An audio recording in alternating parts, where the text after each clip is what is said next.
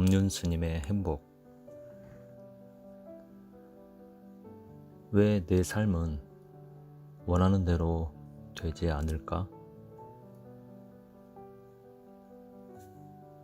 버스 정류장에서 같은 버스를 기다리는 사람이 여럿이라도 속마음이 다 다릅니다. 이놈의 버스가 왜 아직 안 오나? 라며 발을 동동 구르는 사람이 있는가 하면 아침에 집에서 잔소리만 안 들었어도 벌써 갔을 텐데 하고 남 탓하는 사람도 있고, 차가 이렇게 뜸하게 오면 차 안에 사람이 엄청 많을 텐데 하고 미리 걱정하는 사람도 있지요. 그러나 그 와중에도 여유를 즐기는 사람도 있어요. 어차피 내가 안달한다고 버스가 더 빨리 오는 것도 아닌데 하고 느긋하게 기다립니다. 마침내 도착한 버스에 사람이 빽빽하게 차 있더라도 이렇게 타고 가니 참 다행이다 라고 생각해요. 결국 이 짧은 순간순간들이 이어져 인생이 됩니다. 그런데 우리는 이 소중한 순간들을 불안해하고 조바심 치느라 놓쳐버리고 뒤늦게 후회합니다.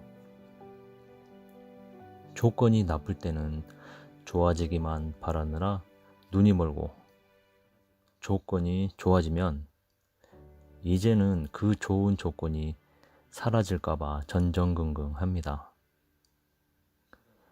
그러느라 한 번도 제대로 행복해보지 못한 사이 시간은 쏜살같이 흘러갑니다.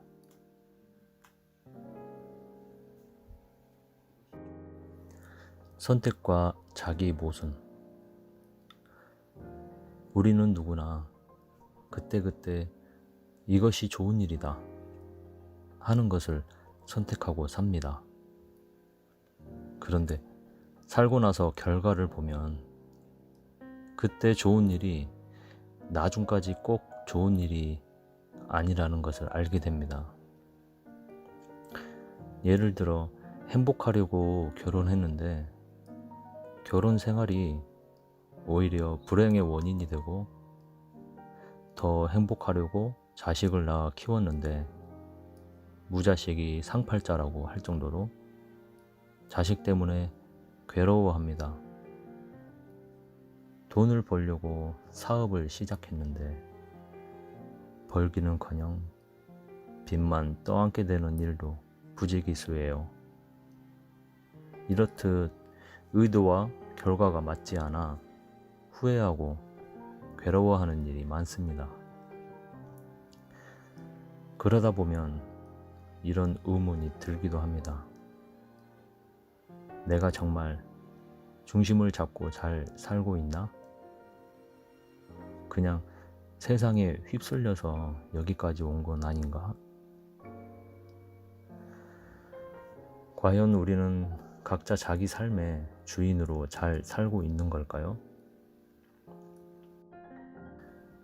어떤 사람이 집도 버리고 재산도 버리고 명예도 버리고 애욕도 버리고 오로지 깨달음을 얻기 위해 출가를 했습니다. 그런데 몇 년 스님들과 같이 살다가 이렇게 대중생활을 하면서는 도저히 깨달음을 얻지 못할 것 같다고 생각한 거예요. 여러 스님들과 함께 모여 살면 소임도 맡아야지, 밥도 지어야지, 이것저것 할 게 너무 많아서 수행할 시간이 부족하게 느껴졌어요. 차라리 아무도 없는 산속에 들어가서 혼자 수행만 실컷 해야겠다, 이렇게 생각하고 마을에서 20-30리 떨어진 깊은 산골짜기에 혼자 들어갔어요. 일단 비바람을 맞고 살 수는 없으니 먼저 초막을 지어 거처를 마련하고 먹을 것은 마을에서 구해다 먹었습니다. 그러다 보니 대중생활을 할 때보다 오히려 일이 더 많아졌어요. 초막을 지었더니 수시로 보수를 해야 하고 먹을 것을 한꺼번에 다 구해놓을 수 없으니 거의 매주 2, 30리 길을 왔다 갔다 해야 했습니다. 집신도 이전보다 빨리 닳아 떨어진 탓에 더 자주 새로 삼아야 하니 도저히 수행할 시간이 부족한 거예요. 거기다 설상가상으로 몸에 병까지 들어 의사에게 갔더니 영양실조라면서 하루에 우유를 한 잔씩 마시라는 거예요.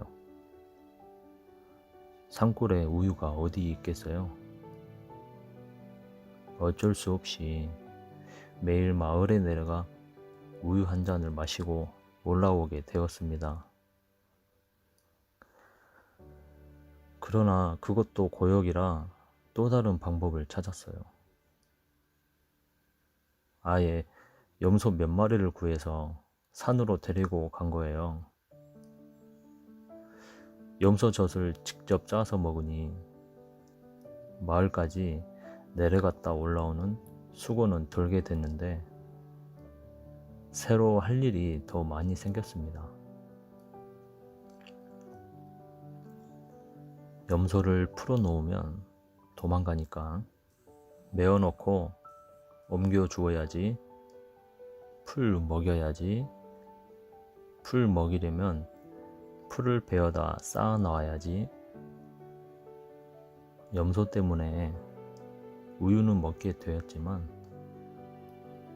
염소를 키우느라 수행할 시간은 오히려 더 부족해졌어요. 그래서 이대로는 안 되겠다 싶어서 목동을 한 명 구했습니다. 그런데 목동이 공짜로 일을 해줄 리 없잖아요. 전에는 탁발해서 자기 먹을 것만 구하면 되었는데 이제는 목동이 먹을 음식과 목동에게 줄 수고비까지 마련해야 하니 탁발하는 시간이 훨씬 더 많이 걸렸습니다. 또다시 방법을 바꿔야겠다고 생각했습니다. 이러느니 차라리 결혼을 하는 게 낫겠다. 그래서 결혼을 했더니 목동에게 인건비 줄 일도 없고 살림도 대신 해주는 사람이 있어 참 좋다고 생각했어요. 이제는 정말로 수행에만 전념하면 될 것 같았는데 덜컥 얘가 생긴 거예요. 이렇게 해서 오직 깨달음을 얻겠다고 집과 가족을 버리고 절에 들어간 사람이 결국은 깊은 산속에서 결혼해서 애 낳고 다시 하루하루 먹고 살기 바빴다는 이야기예요.